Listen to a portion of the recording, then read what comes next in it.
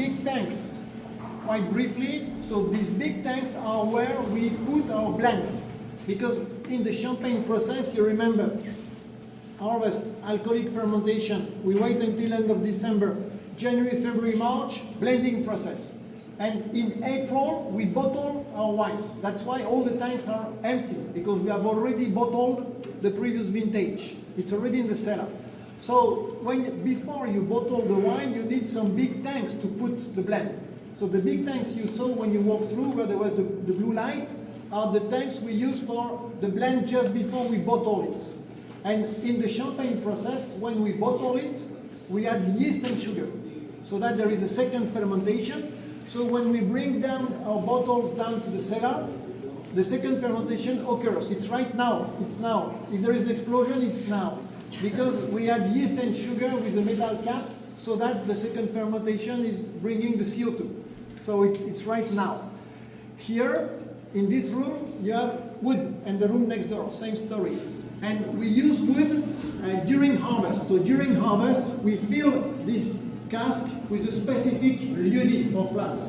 And then we will wait, same story than in the tanks, alcoholic fermentation, and then we wait until end of December.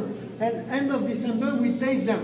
We put all these casks in a big tank, and then we taste it. And then we will use it in some of our cuvées. For instance, for Brut Reserve, we always use from 8 to 10% of barrels. Why? We don't want to have any woody taste, but we want our customer to have the feeling it's consistent, same wine. So the wood is one of the tools to help us keeping the consistency.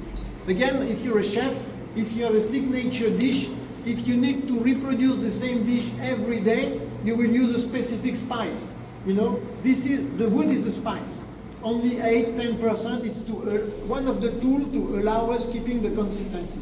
So we will use wood in some of our cuvées: Brut Reserve, Blanc de Noir, Extra Brut, and Les Échansons.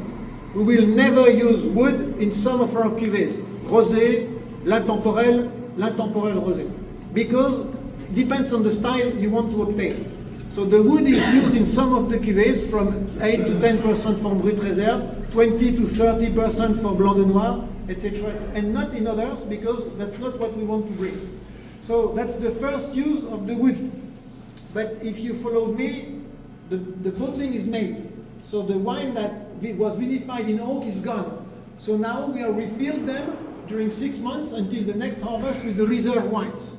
So in all these tanks, in one of the big tanks just before, in all the big casks here, and in the two of the rooms, you have reserve wines, wines from the past. Still wine from vintage 24, 23, 22, 10 years. So 10 years is quite a lot. In most champagne, they blend 2, 3, 4 years. At Mailly, we blend 10 years in the Brut Reserve. Because as a single village, as a single cru, it's one of the tools, again, to bring consistency and regularity inside our blend. So we have a collection of 10 years of still wine that we keep either in wood or in stainless steel, because it's evolving differently. And the idea of the reserve wine is a 10 years old wine as aged. So if you add 1 or 2% of a 10 years old wine in your blend, it will create a special taste.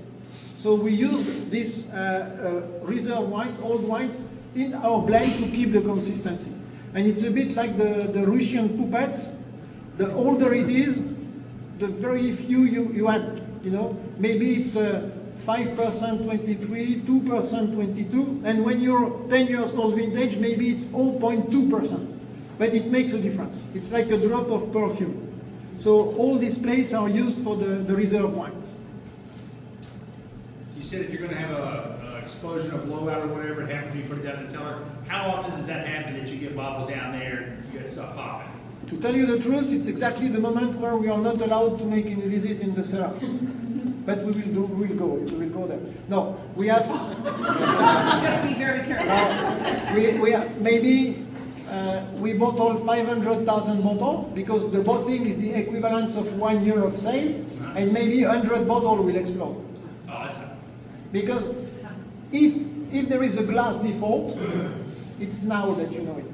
Because once the second fermentation is made, if there is no default, the bottle will not explode, except if there is a shock or something. But if there is a problem, it's now, because the second fermentation is going to be finished very soon.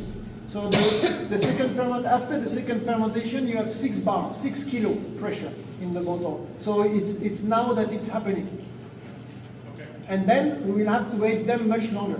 So I propose you to go downstairs to the cellar. So it's quite a long way. We will go 20 meters below the ground. So we split in 2 groups once we're below. But before we reach the cellar, because you're very quiet, I will explain you here. It's much easier for me.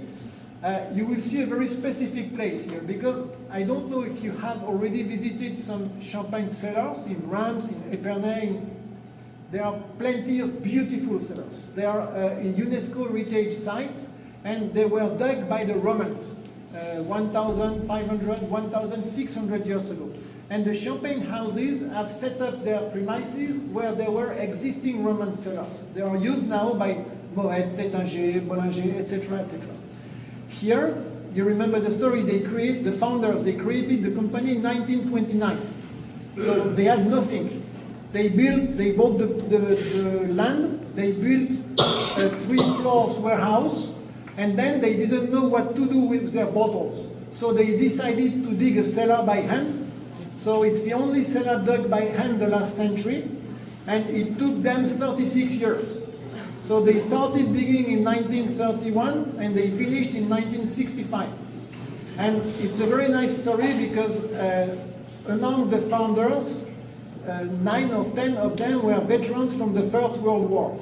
And you know, here, unfortunately, we were right in the middle of the battlefield. You know, the Marne trenches were here.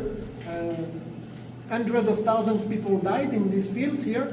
And among the founders, there were soldiers, and they knew how to dig. And in the first status, when they set up the company, they said, let's do in time of peace what we were able to do in time of war. Let's use our knowledge to build the cellar. So they used the chalk from the cellar to build the roads here in the village. And every winter, when there was no work in the vineyards, after the harvest and before the pruning, from October to December, they had to give time to dig the cellar by hand. And it's the only cellar dug by hand the last century. And you will see that they built it like a military fort, because they knew that's the way they knew how to dig. So we have now all our bottles downstairs. So be careful, because normally we don't make visit, because if you touch a bottle it may explode. So don't touch the bottle. Dangerous time.